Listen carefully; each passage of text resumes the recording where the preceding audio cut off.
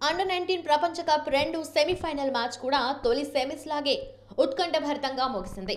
గురువారం జరిగిన ఈ మ్యాచ్లో ఆస్ట్రేలియా ఒక వికెట్ తేడాతో పాకిస్తాన్పై నెగ్గి ఈ టోర్నీ చరిత్రలో 6సారి ఫైనల్కు చేరుకుంది. ముందుగా బ్యాటింగ్కు దిగిన పాక్ 48.5 ఓవర్లలో 179 పరుగులకు ఆలౌట్ అయింది. అరాఫత్, అజాన్లు అర్ధ సెంచరీలు చేశారు.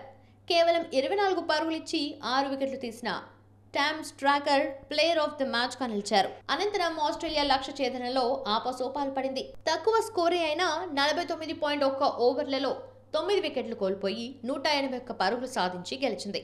డిక్సన్ 50, ఒలివర్ పీక్ 49 పరుగులతో కీలక ఇన్నింగ్స్ ఆడారు.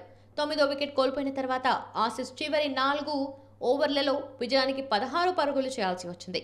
తొలి 3 ఓవర్లలో 13 పరుగులొచ్చాయి. స్లో ఓవర్ రేట్ కారణంగా పెనాల్టీ విధించడంతో ఆఖరి ఓవర్ కోసం ఫైన్ లెగ్ వద్ద ఉన్న ఫీల్డర్ను పాక్ రింగ్ లోపలికి తీసుకురావాల్సి వచ్చింది.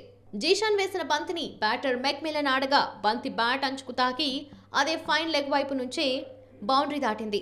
దాంతో ఆసీస్ కుర్రాళ్లు సంబరాలు చేసుకోగా పాక్ బృందం నిరాశలో మునిగింది. ఆదివారం జరిగే తుది పోరులో భారత్తో ఆస్ట్రేలియా తలపడుతుంది.